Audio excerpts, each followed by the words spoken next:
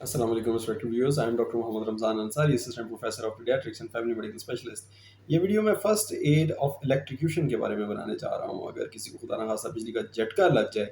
تو اس پیشنٹ میں کیا فرسٹ ایڈ پرووائڈ کرنی چاہیے۔ بہت ساری رانگ پریکٹسز ہیں ہماری سوسائٹی میں، جس میں یہ کرتے ہیں کہ جی اس کو ریت کے نیچے دبا دیں، اس کو مٹی کے نیچے دبا دیں، یا اس کو فلاں چیز لگائیں، فلاں چیز کھلائیں۔ پہلے ہم یہ سمجھیں گے کہ بجلی کرتی کیا ہے اصل میں، اور کس طرح سے اس سے جان چھڑائی جائے گی۔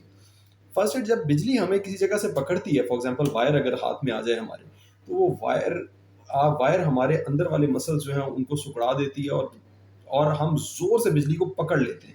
بجلی کی وائر کو، بجلی جس گرل میں ہوگی، جس میٹالک میں مٹیریل میں ہوگی یا کھمبے میں ہوگی، ہم اس کو اور مضبوطی سے پکڑ لیتے ہیں۔ اب اس حالت میں ضروری ہوتا ہے کہ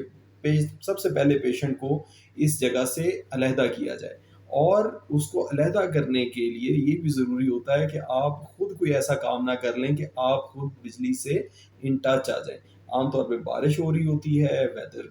گیلا ہوتا ہے، اور اس حالت میں بجلی کے کھمبوں میں کرنٹ آ جاتا ہے، گرلز میں کرنٹ آ جاتا ہے، یا خدا نخواستہ کسی سوئچ سے یا کسی وائر سے ڈائریکٹ جو ہے وہ ان کانٹیکٹ آنے سے کرنٹ لگ سکتا ہے۔ تو اس میں سب سے پہلے آپ نے یہ کرنا ہے کہ بجلی بند کرنی ہے۔ اگر آپ بجلی بند کر سکتے ہیں، اگر مین بجلی کی لائن نہیں ہے یا کوئی مین کھمبا نہیں ہے اور آپ بجلی بند کر سکتے ہیں، تو سب سے پہلے آپ نے بجلی بند کرنی ہے۔ آپ نے بریکر آف کرنے ہیں، آپ نے سوئچ آف کرنا ہے، اور پھر اس کے بعد سیکنڈ آپ نے یہ کوشش کرنی ہے کہ مریض کو اس جگہ سے علیحدہ کریں۔ یہ ایسا ہو سکتا ہے کہ آپ کو فالسلی لگ رہا ہو کہ اگر بجلی بند ہو گئی ہے لیکن بجلی ابھی بھی رن ہو رہی ہو پیشنٹ کے باڈی کے تھرو، تو آپ نے کسی سٹک کی مدد سے اس وائر کو علیحدہ کرنا ہے۔ لیکن اگر پیشنٹ نے زور سے تھاما ہوا ہے اس وائر کو یا گرل کو، تو پھر آپ کو اس طرح سے کرنا پڑے گا کہ ایک تو لکڑی کی ہک ہوتی ہے، وہ آگے سے ایسے ٹرن ہوتی ہے، وہ پیشنٹ کی بیلی کے ادھر، چھاتی کے یا پیٹ کے ارد گرد ڈال کے پیشنٹ کو کھینچا جاتا ہے پیچھے۔ یا پھر دوسرے نمبر پہ یہ کیا جا سکتا ہے کہ کوئی ایسا کپڑا، کوئی رسی اگر پیشنٹ کے جسم کے آگے سے گزار کے دو آدمی پکڑ کے یا ایک آدمی پکڑ کے پیشنٹ کو پیچھے کی طرف کھینچے، لیکن یہ سٹک ہو یا ہک ہو، یہ خشک ہونی چاہیے، گیلی نہیں ہونی چاہیے۔ اور آپ جس وقت یہ کام کر رہے ہوں تو آپ ڈرائی سرفیس پہ کھڑے ہوں، آپ کے پاؤں میں چپل لازمی ہو، آپ کے پلاسٹک کے یا آپ نے اچھے موٹے سول والے جوتے پہنے ہوں۔ اور فردر اس کو اور زیادہ جو ہے وہ انشور کرنے کے لیے یہ کیا جا سکتا ہے کہ نیچے نیوز پیپر رکھ لیں یا اخبار رکھ لیں یا ووڈن شیٹ رکھ لیں جہاں پہ آپ کھڑے ہوں، کہ ایسا نہ ہو کہ بجلی پیشنٹ کے جسم سے آپ کے جسم میں انٹر ہو اور پھر زمین سے نکل جائے اور آپ بھی جو ہے وہ الیکٹریکیوشن کا شکار ہو جائیں۔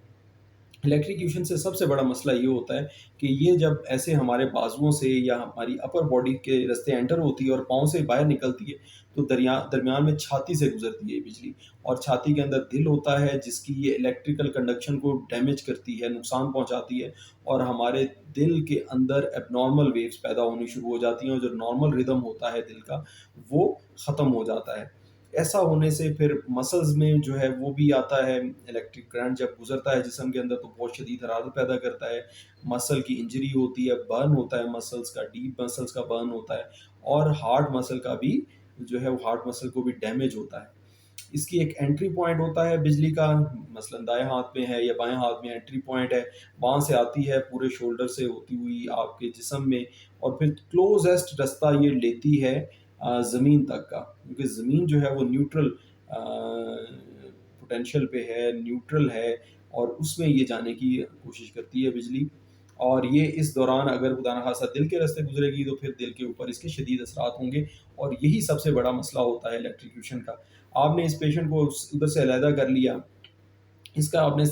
فرسٹلی سب سے پہلے چیز یہ دیکھنی ہے کہ اس کی نبض کیسی ہے۔ نبض آپ ریڈیل پلس سے بھی چیک کر سکتے ہیں۔ آپ یہ ایڈم ایپل جو ہمارے یہ